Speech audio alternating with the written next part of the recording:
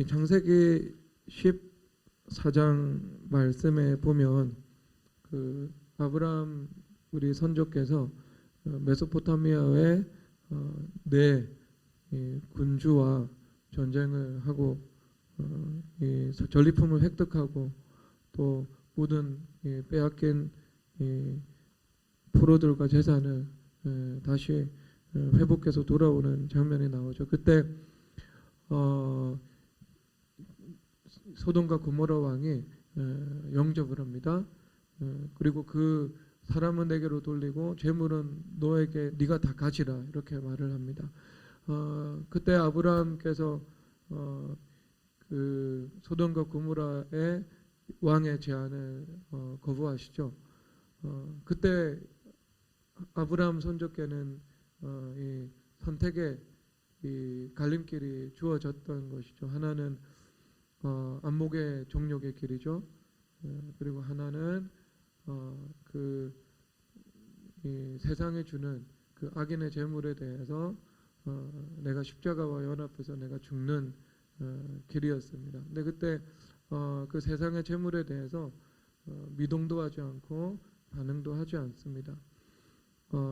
그때 만약에 아브라함 이 선조의 마음 가운데 안목의 정욕이 있었다면, 안목의 정욕이라는 그 통로를 통해서 그 재물의 이 영광 그리고 재물로 인한 그 재물을 바라볼 때 내가 취하고 싶은 그 탐심, 이것이 서로 이제 안과 밖에서 상호 작용을 해서 내가 선악과를 선택하는 결과가 나타났을 겁니다.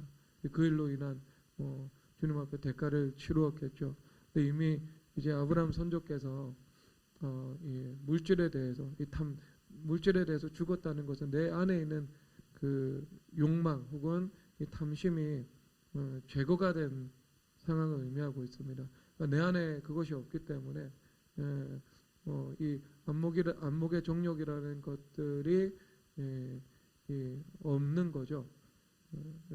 안목의 정욕을 통해서 내 안에 있는 그 죄와 밖에 있는 그 미혹, 이것이 서로 커넥션을 하게 되는데 내 안에 그 죄의 요소도 내부에서 사라졌고, 그리고 더 이상 그 안목의 정욕, 이 시각의 혁신도 아울러 이루어져서 내가 영향받지 않는 그 상황이 되었습니다. 그래서 그냥 너 가져라 하고 거부를 하게 됩니다. 그리고 그 이후에 예수님께서 나타나셔서, 하나님께서 나타나셔서 말씀을 하시죠. 주님께서 그것을 보신 거죠. 보신 거. 그래서 내가 너의 방패다, 내가 너의 상급이다, 이렇게 말씀해 주십니다. 그러니까 예수님께서 방패가 되어 주신다는 것은 예수님께서 우리 불성벽이 되어 주신다는 거잖아요. 이게 우리 신약 성경에 보면 그 헤롯 대왕이 나옵니다. 헤롯 왕은 에돔 사람이었습니다. 근데 유대의 왕이 되었죠. 그러니까 자기가 정통성이 없다는 것은 헤롯 자신도 잘 알고 있었습니다. 왜냐하면 유다의 왕은 역사적으로나 혈통적으로나 아니면 예언적으로나 다윗의 후손이 왕이 되어야 하거든요. 근데 다윗의 후손이 아니었습니다. 언제나 이제 시종일관 어떤 다윗의 후손이 등장해서 자기의 왕위를 찬탈할 수 있다는 그 두려움 속에서는 살아갔죠. 헤롯의 이 사고 체계는요, 두려움이었습니다. 그 로마의 이 아우구스티누스 황제 있잖아요. 이 공화정에서 제정으로 이 패러다임 혁신을 이룬 왕이잖아요. 초대 황제입니다. 근데 그 황제가 이 헤롯 왕을 이 유대의 왕으로 세웠잖아요. 근데 그가 어떤 말을 했냐면은 이런 말을 해서 정확한 워딩은 기억이 나지는 않지만 헤롯 왕의 자녀로 태어나는 것보다 개와 돼지로 태어나는 게 더 낫다. 이런 이제 유죄 말을 했어요. 그냥 헤롯 왕이 자기 아들 3명을 죽입니다. 자기 자식 3명을 죽여요. 그리고 죽기 직전에는 자기의 왕세자, 자기 왕이 계승자까지도 죽이게 되죠. 그러니까 두려움에서 어떤 피해망상적인 그 모습으로 살아갑니다. 그래서 그때 당시 요세푸스라는 역사가가 헤롯 대왕에 대해서 그가 죽기 전의 모습은 괴물과도 같았다고. 예, 그리고 안에 있는 내장이 밖으로 다 튀어나와서 죽었다 이렇게 말을 할 정도입니다. 그 당시에 이 역사가가 한 말이니까. 그런데 이 헤롯 대왕은 이 두려움에 의해서 자기의 어떤 성을 쌓고 살아갔잖아요. 보호하기 위해서. 그러나 헤롯 왕이 할 수 없었던 것은 육은 막았는데 영은 막지 못했어요. 육은 막았는데 영은 막지 못했어요. 이사야서에서 보면은 이스라엘 이사야 선지자께서 아수르 군주 사네립을 보면서 너는 육인데 육이 영이냐? 육이 영을 어떻게 당하겠냐? 이렇게 말씀을 하고 있거든요. 그러니까 육과 영의 관점에서는 영의 위에 있는 존재라는 거죠. 한 단계 더 차원이 높죠. 차원이 높죠. 그 계통이 있잖아요. 이 식물계 위에 뭐 곤충계 위에 뭐 짐승이 있고 짐승 위에 사람이 있잖아요. 그래서 차원이 높아질 때마다 그 아래 차원을 다스리게 되거든요. 그러니까 영적인 세계에서 오는 이 영향력들을 육이 막을 수 없는 거죠. 자기가 왕위는 보존했지만 미치광이가 되어서 죽었던 겁니다. 행복하지 않은 거예요. 근데 그때 당시에 헤롯 대왕이 자기의 자원들을 총동원해서 예수님을 죽이려고 했잖아요. 예수님은 그때 악이죠. 예수님은 악이죠. 예수님은 그때 아직 그 지정이가 어떤 인간의 성장 과정을 밟았습니다. 그렇기 때문에 완전한 하나님이셨지만 그 시점에서는요, 어떤 그 신성이 절제된 상태로서 어떤 인간 아기로서 존재하셨습니다.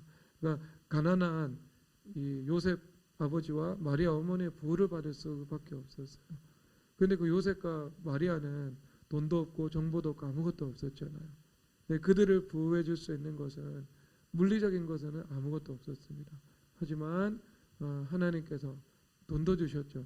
황금과 유황과 몰약, 그러니까 값비싼 예물을 주셔서 애굽으로 잠시 이민 갔다가 돌아올 수 있는 재정도 마련해 주시고, 그리고 헤롯 왕의 군대가 침범하지 못하도록 예수님께서 불성벽에 되어 주셔서 보호를 내주. 불성벽이 최고의 파이어월입니다.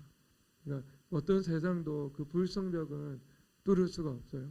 우리가 불성벽 안에서 살아가면 평강과 그 안식 가운데 살아가죠. 내가 이러다가 망하면 어떡할까? 1년 후, 2년 후 내 삶은 내가 이렇게 영위해 나갈 수 있을까? 예측이 안 되잖아요. 세상 사람. 불성벽이 아닌 이 자기가 자기 성을 쌓아서 보호하는 사람은 정말 예측이 안 되는 사람입니다. 그러나 우리가 그런 뭐 어떤 그 세상하고는 관계없이 초월해서 그리스도가 우리 불성벽에 되어 주시잖아요. 그러면 우리의 삶은 예측 가능한 범주 안에서 일어납니다. 왜냐하면 우리 주님은 선하시기 때문에, 우리 주님 선하시기 때문에 삶에 때로는 뭐 위기가 찾아올 수 있지만 내가 그때마다 주님 앞에 감사드리고 그 그리스도의 마음으로 그 순간순간을 대응을 하다 보면 그 위기를 언젠가는 이제 돌파해 나가게 되고요. 하나님은 선하신 분이시기 때문에 언제나 흑암보다 더 큰 영광을 우리 가운데 허락해 주시거든요. 그러니까 위기보다 더 좋은 이 하나님의 그 은혜를 우리 가운데 주시거든요. 그러니까 우리는 예측 가능한 거죠. 조금 난관이 오고 어려움이 오고 뭐 좀 시험이 오고 뭐 그 고통이 찾아올 수도 있겠지만 하나님께서 그 일 이후에는 얼마 지나지 않아서 조금만 지나면 하나님께서 더 나은 은혜를 허락해 주실 것이기 때문에, 그러니까 고난과 비교할 수 없는 장차 하나님께서 주실 그 부활의 영광, 이게 있기 때문에 하나님께서 이제 우리는 예측 가능한 삶을 살아갈 수 있는 거죠. 그렇죠? 우리 저기 수진자매가 앉아 있는데 수진자매가 효철형 이제 교회 나가고 한 1년 정도밖에 안 됐을 때요. 그때 우리 집사람한테 뭐라 그랬냐면은 자기는 우리 남편 미래교회에서 간사되는 것을 놓고 기도드리고 있다 그랬어요. 간사되는 거. 근데 뭐 그때 저는 믿었나 안 믿었나 기억이 안 나요. 사모님 그때 믿었어요 안 믿었어요? 반신반의했죠. 반신반의했을 거예요. 내 상태를 보아하니. 근데 저는 지금 때만 되면 저는 효철형 이제 좀 간사로 세워야 되겠다. 지금 당장은 아니지만 때가 되면 세워야 되겠다. 제가 그 생각을 하고 있거든요. 근데 지금은 그 이야기를 하면 안 믿는 사람이 없어요. 비웃는 사람도 없어요. 뭐 충분히 그 정도면 뭐 때만 되면 할 수 있지. 회개만 하면 할 수 있지. 뭐 그 정도. 컨셉 모든 사람들이 다 공감하고 있잖아. 좀 이거는 이해할 수 없는 목사님의 인사다. 누가 그래요? 그럴 듯하잖아요. 김효철 간사. 그럴 듯하잖아. 이상하다는 생각이 들지는 않잖아요. 그렇죠? 그러니까 이게 어때요? 이게 예측 가능한 거 아니에요. 하나님의 말씀으로 분명히 우리에게 약속을 주시고 계시를 주시고 내가 지금은 조금 고난이 있고 힘들 수도 있지만 조금만 인내하고 기도 한번 해봐. 그러면 내가 반드시 너 부활할 거야. 이 말씀하시잖아요. 그러니까 여기서 이 아브라함하고 사라 선조님도 약간 의심이 들어왔잖아요. 그렇죠? 근데 여기서 끝나지 않았어. 왜냐하면 로마서에서 보면 믿음이 견고하여져서 하나님께 영광을 올려드렸다. 이렇게 말씀을 하고 있거든요. 그러면서 그러므로 그것이 그에게 의로 여겨진 바 되었다. 그러니까 그게 이신칭의 시점을 말씀하고 있으니까 이삭이라는 약속의 부활을 눈으로 보고 나서요. 믿음이 견고해진 거 아닙니다. 시점상 그 칭의 받아서 칭의 받을 때 믿음이니까 이삭 전이죠. 그러니까 이삭 전에 이미 믿음이 견고해져서 하나님께 영광을 드린 거예요. 영광을 드린 거. 근데 여기는 약간 이제 99세가 되셔서 약간 그냥 내려놓은 것 같아요. 그냥 뭐 주셔도 감사하고 안 주셔도 괜찮습니다. 주님하고 주님의 뜻하고는 상관없이요. 그런데 그럴 때 예수님께서 하나님께서 14절 여호와께서 능하지 못한 일이 있겠느냐 이렇게 말씀을 하고 있잖아요. 믿는 자들에게는 능치 못할 일이 없다. 믿음. 네가 믿음이 있으면 능치 못할 일이 없다. 여호와께서 왜냐하면 능치 못할 일이 없기 때문이다. 주님께서 말씀해 주시잖아요. 내가 부활을 믿느냐? 내가 약속을 믿느냐? 네가 믿음으로 이 소망이 실체가 된다는 것들을 네가 믿느냐? 주님 그렇게 물어보시잖아요. 한 사람 한 사람에게, 모든 사람에게. 아브라함에게 주셨던 질문이기도 하잖아요. 아브라함 안에 우리가 이 질문을 똑같이 받는 거죠. 여호와의 손이 짧아졌느냐? 여호와께서 능하지 못한 일이 있겠느냐? 여호와께서는 그거 다 가능하다. 주특기다, 주특기. 주님께서 이렇게 이제 말씀을 해주시는 거잖아요. 우리는 예측 가능한 삶을 살아갑니다. 그게 불성벽의 삶이에요. 얼마나 아름답고 얼마나 복돼요. 내 인생은 망하지 않고 내 자녀들도 망하지 않고 그 확고한 사실에 입각해서 내가 믿음으로 주님 앞에 기도를 드리면서 나가는 겁니다. 그리고 나서 그게 이제 내가 너의 방패다 이거 의미하는 거잖아요. 그럼 그 다음에 주님께서 주신 게 내가 너의 상급이다 이렇게 말씀을 하시거든요. 그리고 그 다음에 이제 아브라함과 하나님께서 서로 주고받는 대화는 지난주 소망의 말씀 있잖아요. 엘레셀 줄게. 엘레셀이 제 상속자가 될 것 같습니다. 주님. 아니야. 나는 엘레셀보다 더 좋은 거 생각하고 있어. 엘레셀도 아니고 이스마엘도 아니고 아브라함과 사라 너 사이에서 이 부부 사이에서 나온 이 이삭 이거 약속의 씨가 될 거야. 주님 말씀해 주시잖아요. 주님께서는 예수님 보시기에 가장 좋은 것 그리고 우리에게도 가장 좋은 것 그게 좋은 거잖아요. 우리의 소망의 인격의 소망을 존중하셔서 가장 좋은 것을 주님께서 허락하신다. 그렇게 주님께서 말씀을 하신 거예요. 그게 상급이라는 이제 상급이죠, 상급. 그러면 여기 18장 여기 10절 한번 보세요. 그가 이르시되 내년 이맘때 내가 반드시 내게로 돌아오리니 내 안에 사라에게 아들이 있으리라 하시니 라고 말씀을 하고 있습니다. 그러니까 너의 안에 사라에게 아들이 있을 것이다. 그러니까 내년에 이제 이거는 이제 막연한 시간이 아닌 거예요. 진짜 이게 크로노스가 된 거예요. 크로노스. 카이로스와 크로노스가 하나가 돼가지고요. 크로노스. 그러니까 주님께서 물리적이고 기계적인 바로 그 시간에 내가 임한다는 거죠. 카이로스로서. 그러니까 카이로스와 크로노스가 서로 하나가 되는 시간. 이 물리적인 차원의 시간 가운데 하나님께서 말씀해 주셨던 그 영원한 약속이 땅에 이루어지는 그 시간인 거죠. 그렇죠. 그때 때가 참에. 그러니까 그건 이미 이제 사실인 거예요. 가시권으로 들어온 거예요. 그럼 정확하게 1년 후에 너한테 아들이 있을 거다.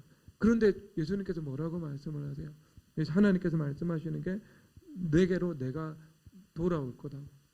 내가 돌아올 거다. 이렇게 말씀하시죠. 그러면 이게 여러분 여호와께서 말씀하시되 내가 상급이다. 그것을 의미하고 있는 겁니다. 예수님께서 내가 상급이다 이렇게 말씀을 해주세요. 그렇죠. 그런데 여기서 볼 때 그 상급이 예수님이라는 상급이 어떻게 나타났냐 하면은 그 소망의 실체가 되는 것을 통해서, 즉 약속과 소망의 실체를 통해서 내가 상급이다라는 그 말씀이 이루어진 거죠. 그렇죠. 그러니까 소망과 약속이 실체가 되어서 우리 가운데 이루어진 것. 그것은 바로 예수님께서 우리 가운데 찾아오신 것을 말씀해 주고 있는 겁니다. 그러니까 예수님께서 우리의 상급되어 주시는 것, 그것을 이제 이 본문에서 말씀해 주는 것이죠.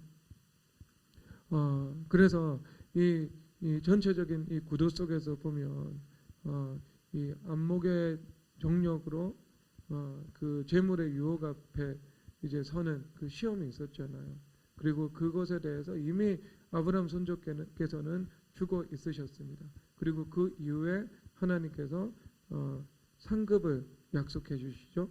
그리고 그 상급을 주시는데 그 상급은 아브라함이 가장 바라고 소망했던 이 아브라함의 씨, 약속의 씨로서 이삭을 그의 삶 가운데 허락해 주시는 그것으로 나타났습니다. 그러면 이미 이제 주님께서 주신 그 이삭은 이제 상급으로 주님께서 주신 거잖아요. 상급으로. 얼마나 여러분 이것이 복이 있는 인생이에요. 여호와께서 우리의 상급이 되는 삶을, 내가 그 세상의 물질의 유혹 그리고 내 안에 있는 그 탐심에 대해서 죽은 건데, 그것과 함께 이제 그것에 대해서 내가 죽은 건데, 그 다음은 여호와께서 나의 상급이 되어 주시는 삶을 살아갈 때, 그것은 여호와께서 상급이 되어 주시는 것은 삶 속에서 구체적으로 우리에게 약속하고 그 다음에 주님께서 소망으로 우리가 소망하는 것, 그것이 실체로 이루어지는 것인데, 그렇죠? 근데 그것 자체가 내 상급으로 내 상급이다라는 말씀이죠. 그러면 뭐 우리 교회 주님께서 어떤 지체들에게는 회개하라고 말씀하시면서 사업을 주시겠다 이렇게 말씀하시잖아요. 그러면 이 사람에게는요, 사업이 바벨탑이 되지 않고요, 예루살렘이 되고 그 사업이 나의 상급이 되는 거죠. 어떤 사람에게 가정을 주시겠다. 그럼 가정이 이제 하나님께서 주신 그 상급이 되는 거죠.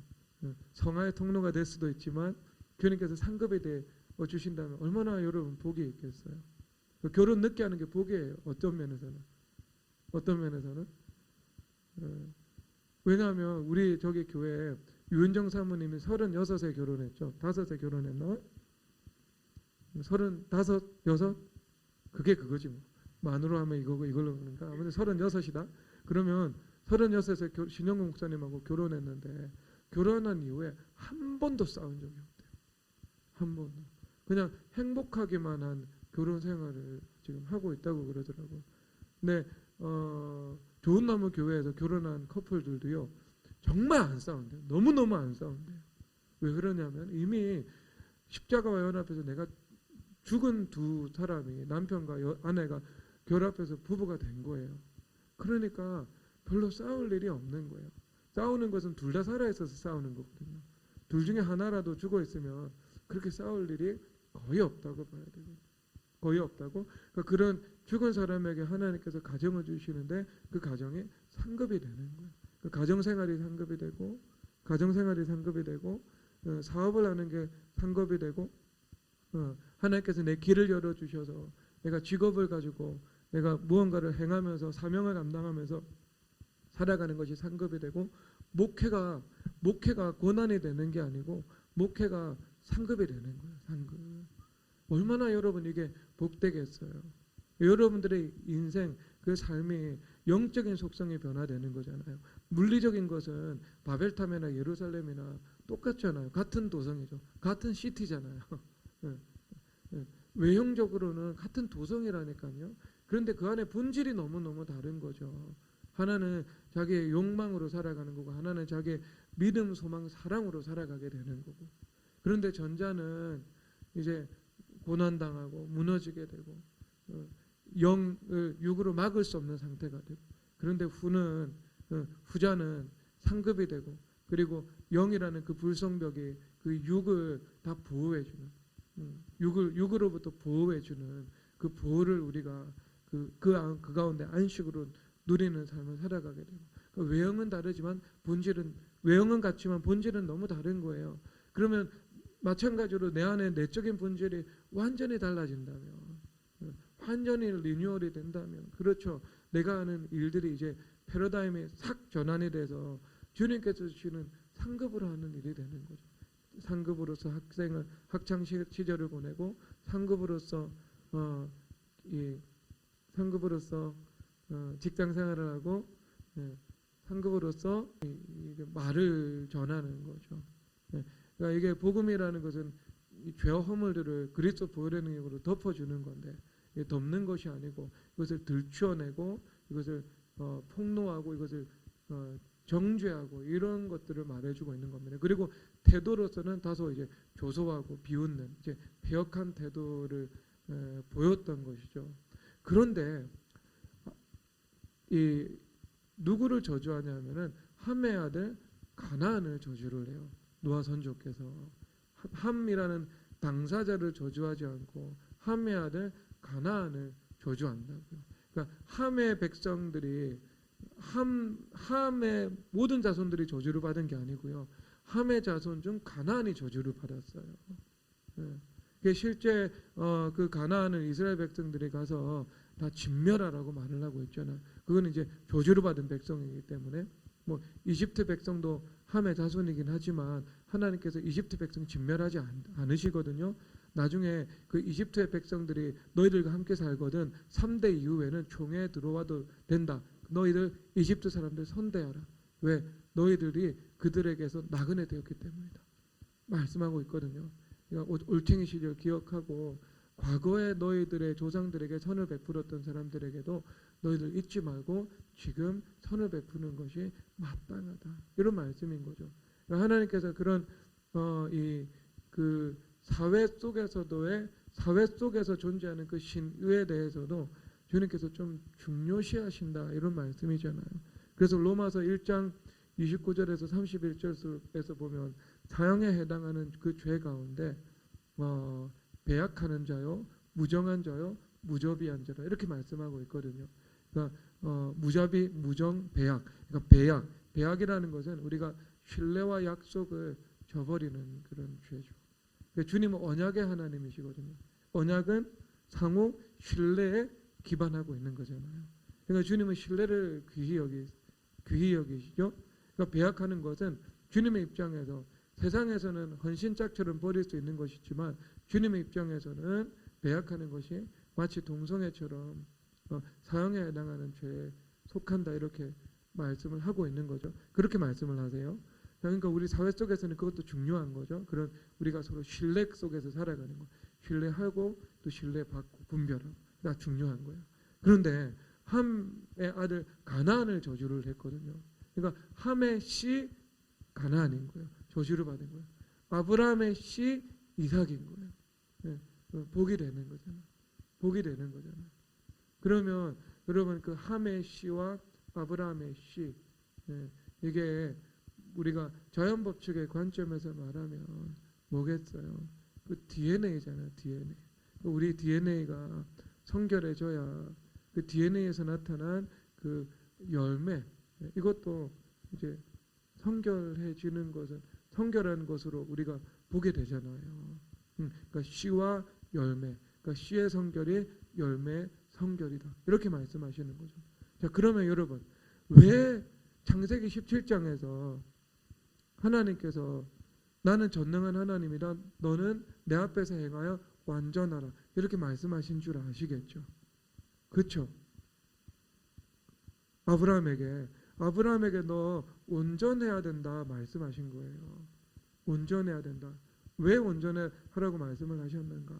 그럴 때 온전한 아브라함의 씨를 통해서 온전한 그 아브라함의 온전한 그 약속의 열매를 주실 수 있는 거죠. 그 씨의 열매를 주실 수 있는 거죠. 그러니까 아브라함이 온전하면 어떻게 된다고요? 아브라함에게 주시는 약속과 소망의 그 실체도 온전해질 수 있는 거죠. 아브라함에게 주시는 그 씨도 온전해질 수 있는 거예요. 후손, 그 씨는 후손이거든요. 또 그냥 후손이라는 말이거든요. 후손이 온전해질 수 있는 거죠. 그러면 자, 이것을 다시 우리 차원으로 자 다시 옮깁시다.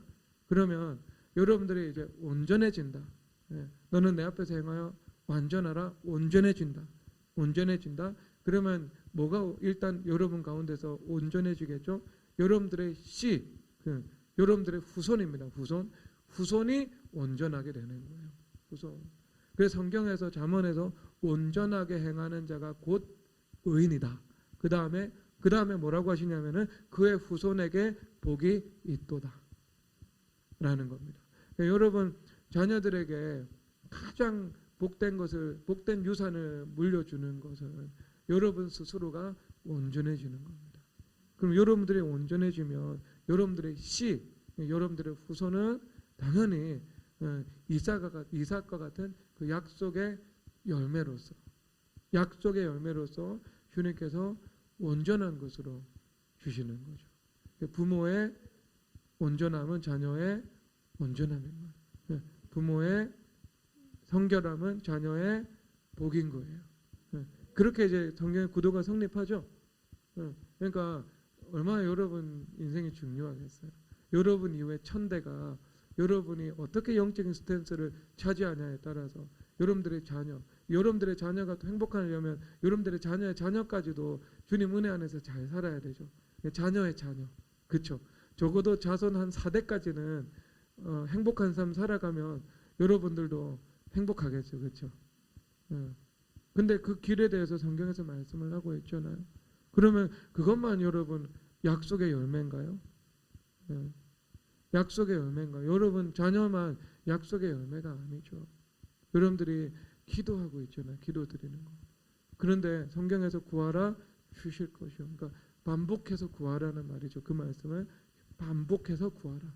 그러면 주님께서 구하는 자에게 좋은 것을 주시지 않겠느냐. 그러면 하나님께서 필연적으로 그 말씀과 대칭해서 보면 하나님께서 여러분들에게 극산품 포도나무를 주시기 위해서, 하나님께서 여러분들에게 순금을 주시기 위해서, 하나님께서 여러분들에게 어떤 이 가장 좋은 것, 24K가 아니고 좋은 것에 근접한 것이 아니고 약간 좋지만 변질된 것이 아니고 주님께서 보시기에 가장 좋은 것을 여러분들에게 기도응답으로 주시기 위해서는, 기도응답을 해주신다는 것은 약속과 소망이 실체로 이루어져서 그 약속의 열매가 우리 가운데 주어진다는 것인데, 그렇죠? 그러면 어떻게 해야 되겠어요? 그렇죠?